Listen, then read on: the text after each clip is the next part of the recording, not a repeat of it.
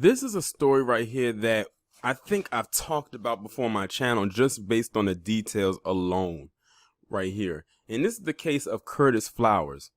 This man has been in jail since 1996. I believe since 1996. And on charges that he murdered 4 people. And this man has literally been to hell and back. I mean, literally to hell, his own personal hell and back. Because he went through so many trials to get him convicted or to have these charges really stick to him when there was nothing concrete to really get him on. I mean, I'm talking about mistrial after mistrial after mistrial. They said this man went through 6, count them, 6 murder trials to try to find him guilty of something.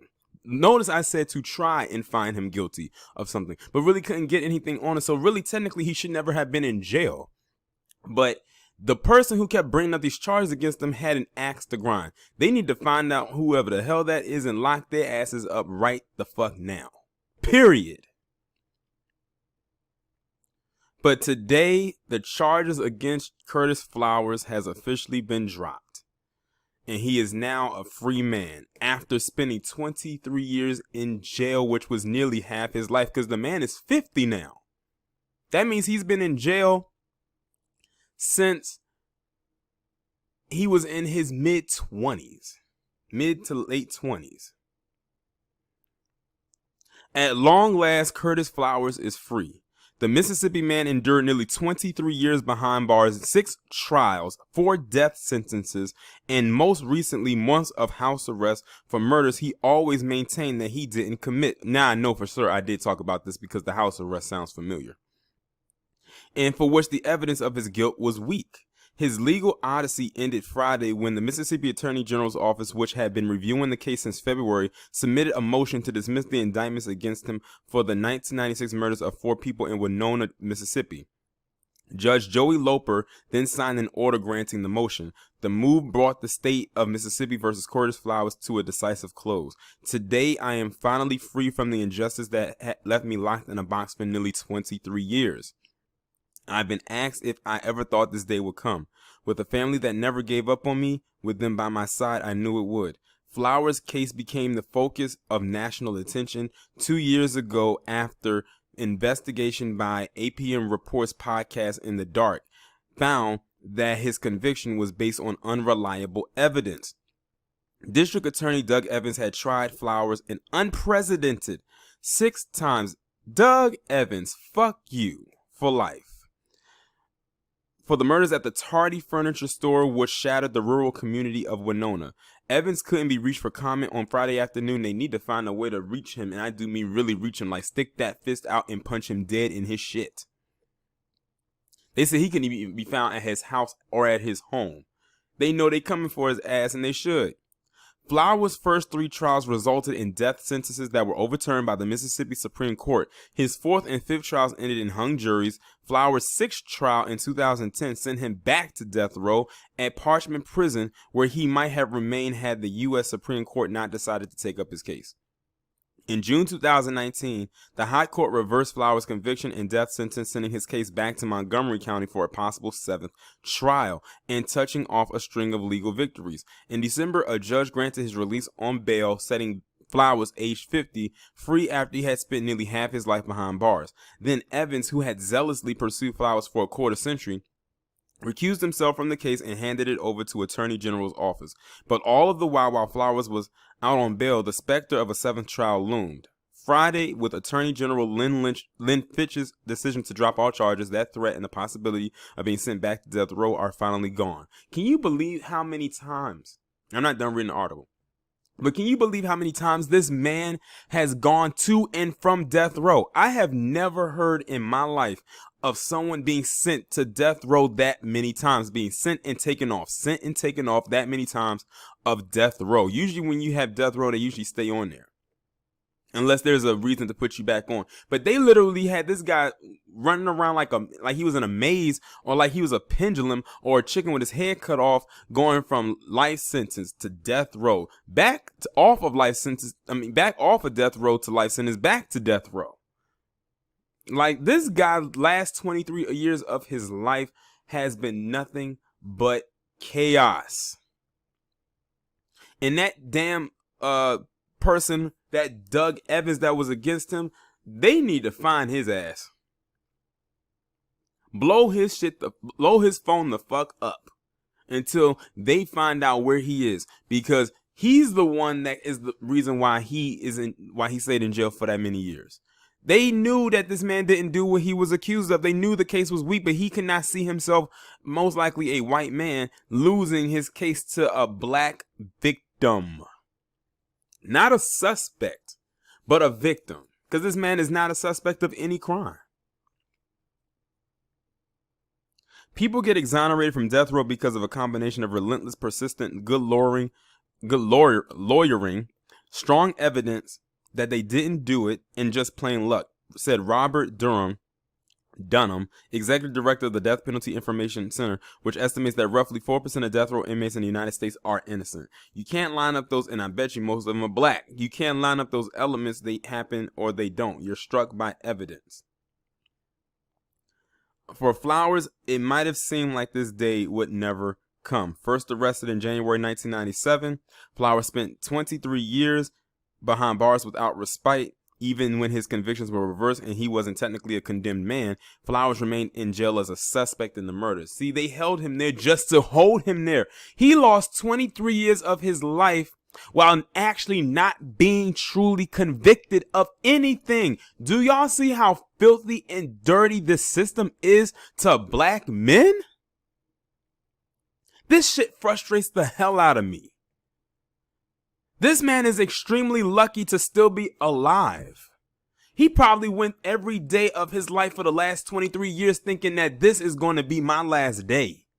Could you imagine thinking that, and not only thinking that, but having those thoughts while you are behind prison walls? Can you imagine what they probably did to this man while he was in there, because they thought he murdered these people, and most likely this trial probably made the news. And you know, when they hear certain things, people inside get mad and they'll try to set you up, or worse.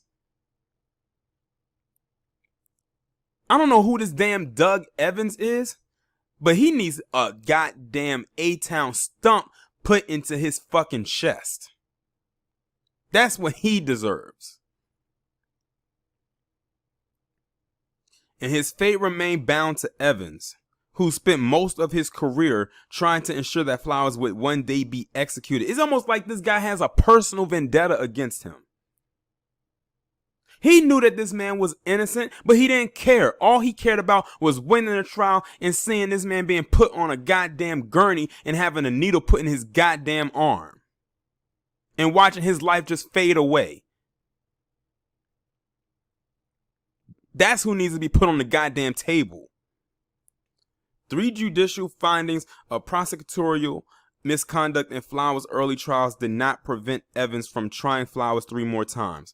The cycle was finally interrupted in November 2018 when Flowers' appeal was granted review by the U.S. Supreme Court.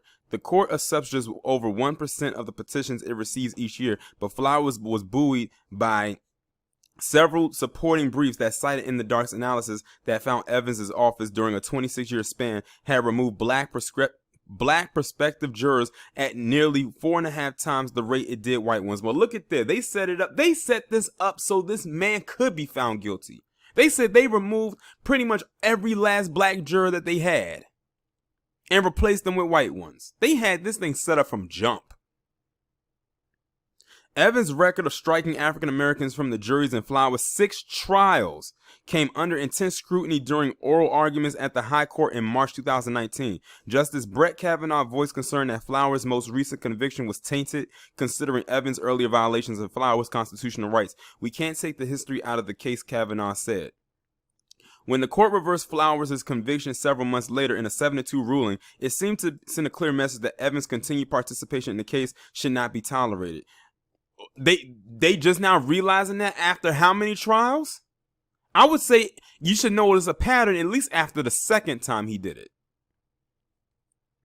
Though the justices didn't comment on Flowers' guilt or innocence, they roundly condemned the way he had been persecuted by Evans. Evans, age 68, ultimately acceded to pressure to recuse himself, though he remained staunch in his belief that he had sent the right man to death row.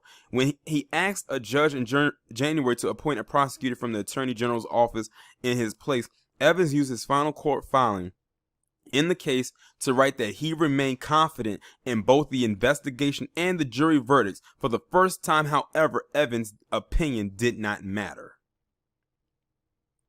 His case literally started in July 1996 and ran all the way to September 2020.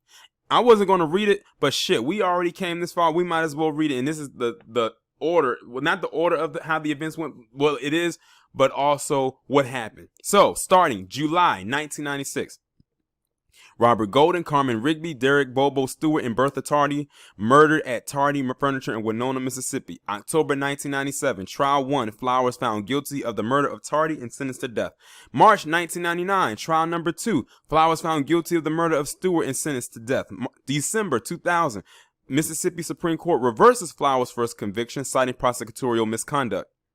April 2003, Mississippi Supreme Court reverses Flowers' second conviction, citing prosecutorial misconduct. February 2004, Trial number 3, Flowers found guilty of all 4 murders at Tardy Furniture and sentenced to death. February 2007, Mississippi Supreme Court reverses Flowers' third conviction, citing prosecution's racial discrimination and jury selection. November 2007, Trial number 4, Flowers' fourth trial ends in a hung jury. September 2008, Trial number 5, Flowers' fifth trial ends in a hung jury. June 2010, Trial number 6, Flowers found guilty of all 4 murders at Tardy Furniture and sent back to death row at Parchman Prison. May 2018, In the Dark Season 2 begins. Reporters identified critical flaws in the case against Flowers, including evidence pointing to an alternative suspect and the state's 2 key witnesses recanting their testimony. An analysis In the Dark finds that the office of District Attorney Doug Evans has a long history of racial discrimination in jury selection. November 2018, U.S. Supreme Court agrees to review Flowers' appeal. June 2019, in a 7-2 ruling, the Supreme Court reverses Flowers' conviction, finding that District Attorney Doug Evans discriminated against black prospective jurors at Flowers' 6th trial. December 2019, Flowers released on bail after decades behind bars. He's placed on house arrest pending a possible 7th trial. Imagine you thinking you might get a 7th trial after all of that. January 2020, Doug Evans recuses himself from the case after 23 years of prosecuting Flowers. He needs to recuse himself from this planet. February 2020, the Mississippi Attorney General Office takes over the case and begins its review of the evidence against Flowers. And in September 2020, this month, Attorney General Lynn Fitch drops all charges against Flowers. Man, that was a lot to read. And the thing is, there's actually more, but I'm going to stop right there because basically it's a section that says a new reality and everything, basically what his life is going to be like now, which is pretty much him living the rest of his life as a free man or trying to pick up the pieces that's left of it. After he lost 23 years, he lost 23 years behind that palm-colored parasite known as Doug fucking Evans. All because he wanted a black man behind bars, but not only behind bars, but dead. He came out and said he was certain that he was right in this man committing those crimes and those murders, even though evidence showed that it wasn't him, and he knew that. And he kept pursuing it. Don't tell me or try to sit here and tell me with a straight face that racism does not exist in this establishment. This is the root of race. This is systemic racism right here. When you as a white person, man or woman, can use and flex your power and do something like what that Doug Evans did to this man that you see on your screen. He wanted him to be guilty so badly that he chased this damn farce of a case for 2 damn decades. If that's not hatred, I don't know what the fuck is. But I'm glad that this man is now free. Hopefully he can get his life back on track. Because 23 years to lose of your life is a long time. And then to be shuffled back and forth for 23 years. Now, it's crazy. This man didn't even experience freedom for 23 years. But to be honest, he really didn't even experience any time really in a prison, because he was constantly moving around from prison, courthouse, possibly to a table, prison, courthouse, possibly to a table, prison, courthouse. He was constantly shuffled around. And imagine the last time he experienced freedom was back in 1996. And the first time he experienced his true freedom was late last year, but feared that there was possibly going to be a 7th goddamn trial. Imagine you being a free person and you thinking that you are going to lose your freedom after only being out for a goddamn month, possibly, after spending 23 goddamn years in jail for some shit you didn't do, behind the words of some piece of shit, because he feels like you should have been guilty. And people want to sit up here and say that black men have no right to complain? Look at this case right here. This is probably one of the worst cases I have ever come across in a very long time when it comes to injustices. But you want to know what's so crazy? As much as my tone is inflicted in this video and how much anger comes out in my tone, because I have every right to be mad, at the end of the day, someone will look at this, listen, and say, stop complaining. Get over it. Pick yourself up by your bootstraps. But what about this and what about that? To that, I say fuck all of you who think and feel that way. That's how the fuck I feel.